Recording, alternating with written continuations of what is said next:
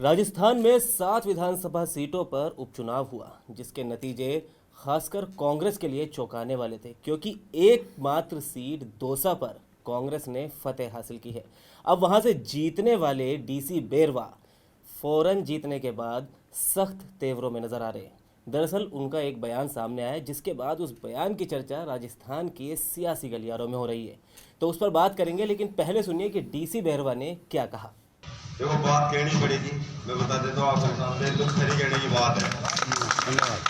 किशन लाल की औलाद हूँ तो खरी बात कहता था। बिल्कुल। आप जिलाध्यक्ष जी हैं, जिलाध्यक्ष जी देख पहले तो नाम चिन्हित करो, कौन कौन आदमी संगठन में था नहीं था। बुराईलाल जी सांसद बने, बुराईलाल जी की साख थी, सम्मानीय कांग्रेस की साख थी, दौसा की सीट। पार्टी ने एक आदमी को टिकट देना था, कई आदमी ने टिकट मांगा था, फिर भी कई लोग घर में बैठ गए।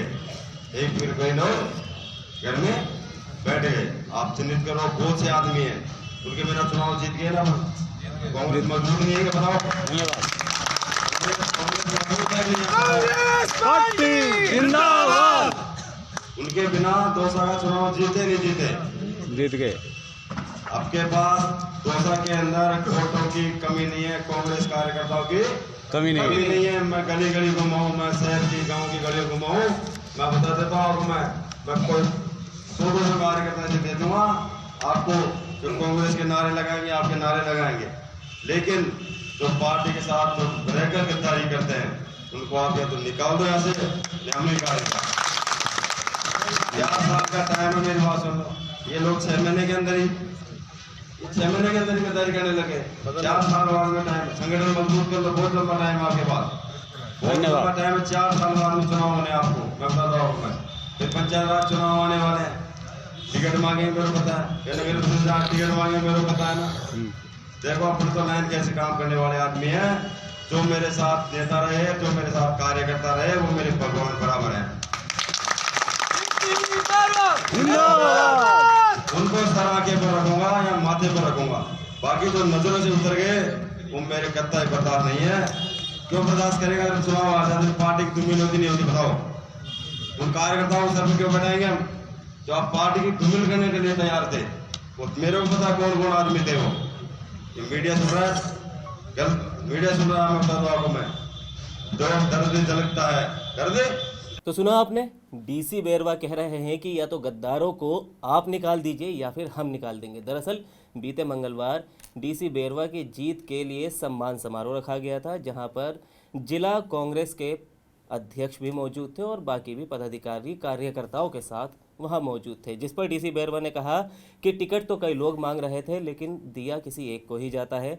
लेकिन अब गद्दारों को जिला अध्यक्ष से उन्होंने कहा कि या तो आप निकाल दे या फिर हम निकाल देते हैं। अब इस पर सवाल उठने लगे दरअसल सियासी गलियारों में। तो क्या सवाल उठ रहे हैं, और सर इस बयान को अब किस लेवल पर देखा जा रहा है? क्योंकि देखिए, कांग्रेस में भीतरघात को लेकर हमेशा से ही चर्चा रही है। तो नहीं, मुझे लगा कि दौसा ने जो ये शुरुआत की है डीसी बेरवा जी, ये बड़ी अच्छी बात है और इसको एक हेल्दी स्पिरिट में लेना चाहिए। जिस तरीके से कार्यक्रम में आपने अभी जो उनका वक्तव्य सुनाया, कोई लड़ाई झगड़ा नहीं चल रहा था। बिल्कुल। ये वो समय है, यही समय है जब आप बताइए कि जो लोग निष्क्रिय थे उन्होंने कहा, जो लोग काम नहीं कर रहे थे वो, जो लोग टाल मटोल कर रहे थे, जा नहीं रहे थे चुनाव के दौरान, तो फिर ऐसे लोगों को पार्टी क्यों ढोए?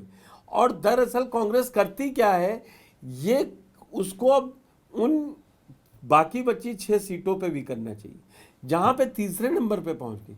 उन सीटों पे भी बात करनी चाहिए जहां पर उसकी जमानतें जब्त हो गई हैं।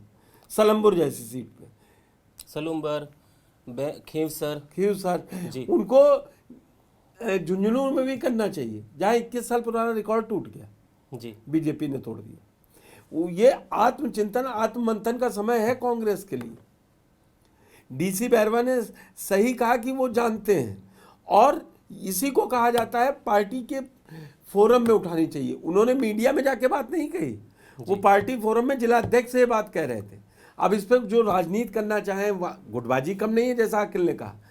लेकिन गुटबाजी वहां होना जब उन्होंने ऐसा कुछ कहा हो कि ए को निकाल दो, बी को निकाल दो। बिल्कुल। उन्होंने कहा मुझे तो मालूम है, और अगर आपको भी लगता है कि वो सही नाम है तो पहले आप कार्रवाई कर लीजिए।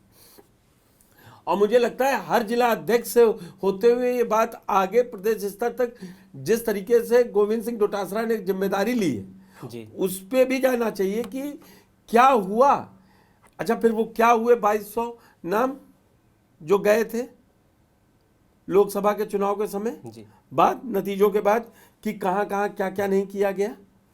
फिर ये रिपोर्ट्स तैयार क्यों होती हैं?